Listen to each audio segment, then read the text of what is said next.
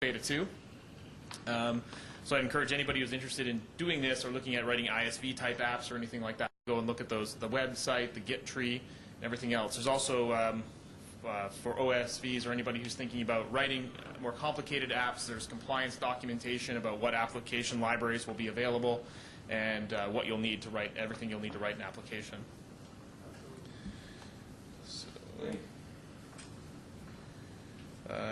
So I guess we kind of covered that. So this is the live feed.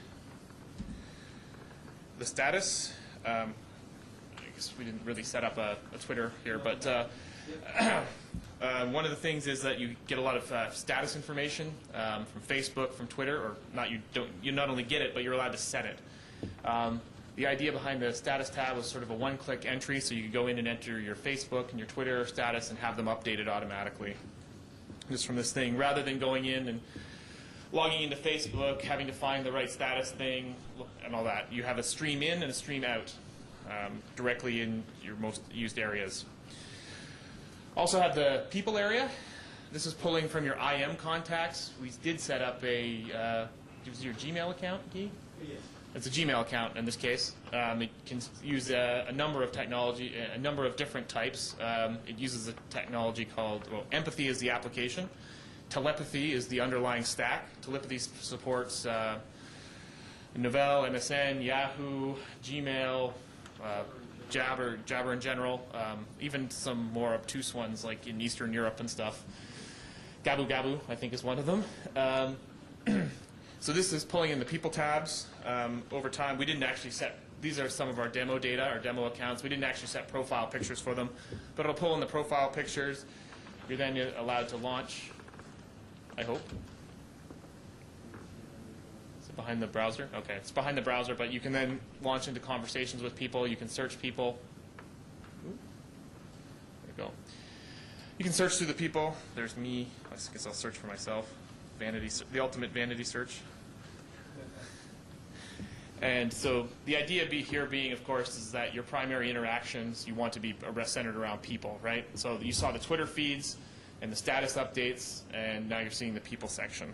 And that will be extended to support other medium of communication with the people. So if you wanted to be able to email that person, there'll be a bridge between that UI and the email client, right? Yes. Or voice eventually. Yeah. Next tab, the Internet tab. Straightforward. This is, again, another example of leveraging existing technology with a new user interface designed for the app.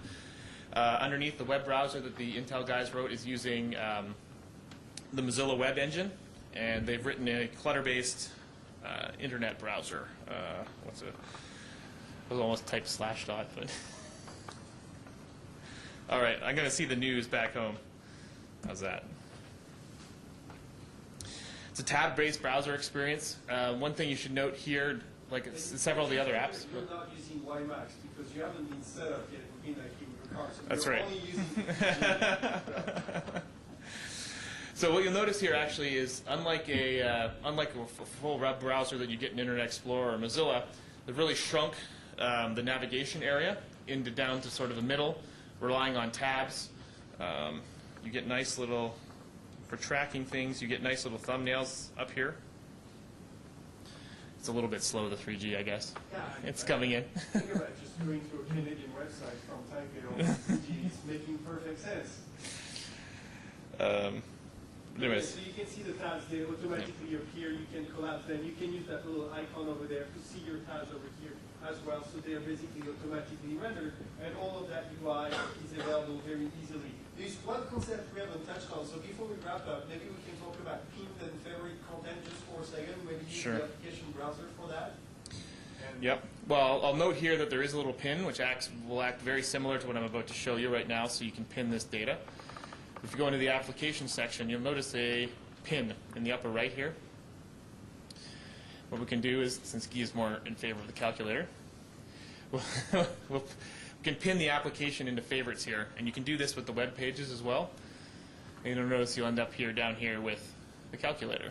So the idea being here is, actually this is, we had this idea a long time ago for GNOME in general, is that most users, like 90+% of users use about 6 applications on their entire desktop, or they use 6 applications 90% of the time, something like that. Everybody opens their email client, maybe their word processor, the web browser, IM client, and not much else. And so the idea here is to help drive quickly navigation to applications. That's right. You come back over, take over? Yeah, No, just for a second. Because we're out of time, I just wanted to invite everybody to participate again. And the first thing you could do is if you go to the Nangang Exhibition Hall, Intel was kind enough to actually use a lot of the space that they have to set up showcases for Moblin version 2. So if you're interested in seeing Moblin version 2 running on nettops, or interested in seeing Moblin version 2 running on netbooks, I invite you to go to Nangang on the 4th floor on the main Intel booth, and you'll be able to find very many machines running powered by Moblin V2. It will give you a chance to try it firsthand, get a good experience. You'll have Intel people out there to be able to answer any of your questions.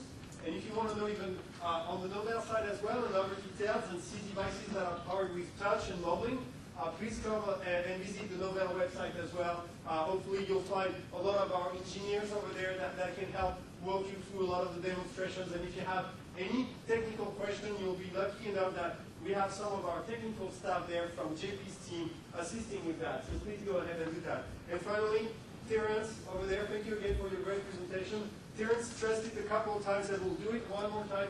Please go ahead and join the Moblin community. Go to moblin.org. You don't have to participate right now. Just go in, read the emails on the mailing lists, participate. You'll find a lot of great information. And then for the first question that you come up, I guarantee you that the Intel team, the Novell team, and everybody else that's involved will try their very best to give you a prompt answer. With that, I want to thank you very much. I hope that you have a good rest of the Linux Forum and a good Computex. Thank you, Guy. So are you going to take one question, maybe? Oh yeah, sure. Yeah, sure. Just one question because of the we're out of time. Any question? Okay. Thank you, Guy. Oh, great. Okay, thank you, JP. Yeah, thanks. Project. So you are all welcome to go to the internet to download the Moblin project and see how it actually runs on your netbook, though. And if you take a look at the user experience, you probably would think that in the PC world it's really nothing, though. But if you think about mobile device, that really will be something really important and different, though, in the future. So next one, well, I'm going to introduce a very good friend of mine, Phoenix from MEC Mobile Enabling Center. And probably some of you guys know that last year around October, our Minister of MOEA actually went to the States and have a talk with the Intel high-ranking people, and they signed an MOU at the end of October.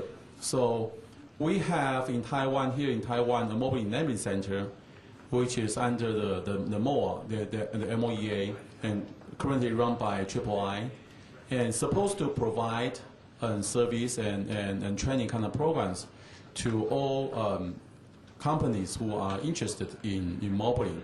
So I'm very glad that I can introduce my friend Phoenix, representing MEC, to tell you a little bit about Moblin ecosystem in Taiwan, challenges and opportunities. And if you have any questions about who you might be able to work with in Taiwan, and find MEC, and they will tell you, though. Please, Phoenix.